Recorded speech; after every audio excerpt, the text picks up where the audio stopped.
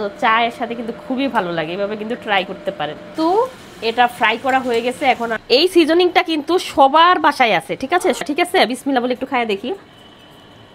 তো বাচ্চারা হচ্ছে প্রতিদিন বিকেলে তাদেরকে একটা নাস্তা তো দিতেই হবে, আর বড়রা তাদেরকে যখন চা দিতে যায় তখন বলে সাথে কিছু আছে কিনা। সব সময় চায়ের সাথে তো বিস্কুট খেতে ভালো লাগে না, বা আর অনেক সময় হাতে সময়ও থাকে না যে কোনো নাস্তা তৈরি করে দিব।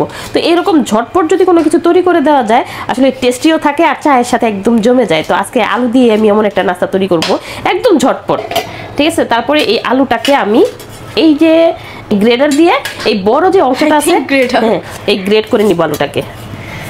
At least I think this is a grater. আস্তে আস্তে করতে হবে। ও ছোট ছোট ফ্রেঞ্চ ফ্রাইয়ের মতো। হ্যাঁ, অনেকটা ফ্রেঞ্চ ফ্রাইয়ের মতনই, কিন্তু এটা কিন্তু অনেক মজা লাগবে, ঠিক আছে? তো এই যে আমি কিন্তু এখানে গ্রেড করে নিচ্ছি, অনেক ছোট ছোট এরকম করে গ্রেড করে নিচ্ছি, অনেকটা ফ্রেঞ্চ ফ্রাইয়ের মতোই মনে হচ্ছে।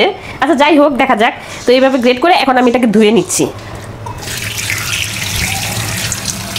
এখন এটা আমি ধুয়ে নিব। হ্যাঁ, এই আলুটা আমি 2 মিনিটের জন্য সিদ্ধ করতে দিলাম। এখন একটু লবণ দিয়ে দিয়েছিলাম, তাই জন্য একটু সল্টেড হয়। হ্যাঁ, একটু সল্টেড হয় আর কি। তো এই যে 2 মিনিট কিন্তু হয়ে গেছে, এখন আমি এটা উঠাই নিব, পানিটা ঝরাই নিচ্ছি।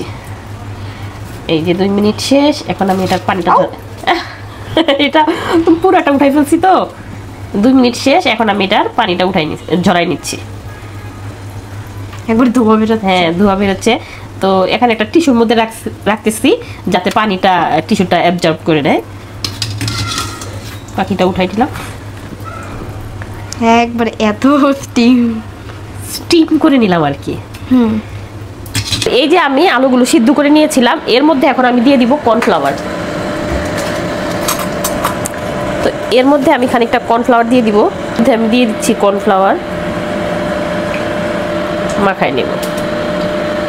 খুবই আসলে অনেকটা ফ্রেঞ্চ ফ্রাইয়ের মতনই, বাট এটা খেতে কিন্তু খুবই টেস্টি।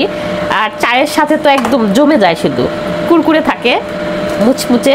তো চায়ের সাথে কিন্তু খুবই ভালো লাগে, এভাবে কিন্তু ট্রাই করতে পারেন। এটার পরে আরেকটা সিজনিং দিব, সেটাও একটু দেখাবো।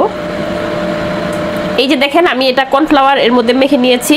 তো এখন চুলায় কিন্তু আমি অলরেডি তেল গরম করতে দিচ্ছি। এই তেলের মধ্যে এখন আমি এটা দিয়ে দিব।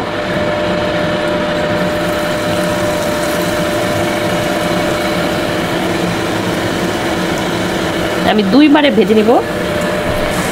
তো এই যে আমার কিন্তু এটা ফ্রাই করা হয়ে গেছে, এখন আমি এটাকে উঠায় নিব।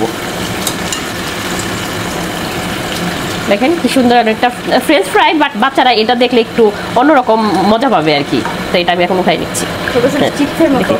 স্টিক্স খাইতাম আমরা ছোটবেলায়, সেই হ্যাঁ হ্যাঁ। তো ফ্রেঞ্চ ফ্রাই তো ওরা বুঝে যে অনেক সময় দেয়, হ্যাঁ ফ্রেঞ্চ ফ্রাই, কিন্তু এইটা এভাবে দিলে মানে তারা খেতেও মজা পাবে এবং দেখেও মজা পাবে। এই যে আমার হচ্ছে এটাকে যে যাই বলেন, কেউ আলু ভাজা বলতে পারেন, কেউ যে কোনো আলুর একটা স্ন্যাক্স। তো এটা তো আমার বাচ্চারা খুবই পছন্দ করে। এখন এখানে যে টুইস্টটা আমি ব্যবহার করব সেটা হচ্ছে, দেখেন এই যে এই সিজনিংটা আমি এর মধ্যে দিয়ে দিব। এই সিজনিংটা কিন্তু সবার বাসায় আছে, ঠিক আছে? সবার বাসায় থাকে, কিন্তু আমি বলবো না। যদি কেউ জানতে চান তাহলে অবশ্যই কমেন্ট করতে হবে যে এটা কি। সবার বাসায় আছে, কিন্তু খুবই মজার একটা, যদি এর মধ্যে দেন খুবই টেস্টি হয়। এইভাবে দিয়ে, এবং এটা দিয়ে আপনারা কিন্তু এয়ারটাইট কন্টেনারে এটা রেখে দিতে পারেন, কয়েকদিন কিন্তু এটা ভালো থাকবে। আর এই সিজনিংটা দিলে এটার যে টেস্ট কত গুণ বেড়ে যায় কি বলবো। হ্যাঁ, কিন্তু সবার বাসায় আছে, কিন্তু অনেকেই জানেন না। কিন্তু যদি জানতে চান তাহলে অবশ্যই কমেন্ট করতে হবে। বিসমিল্লাহ। খুবই মজার, একবার বাসায় টেস্ট করে দেখেন।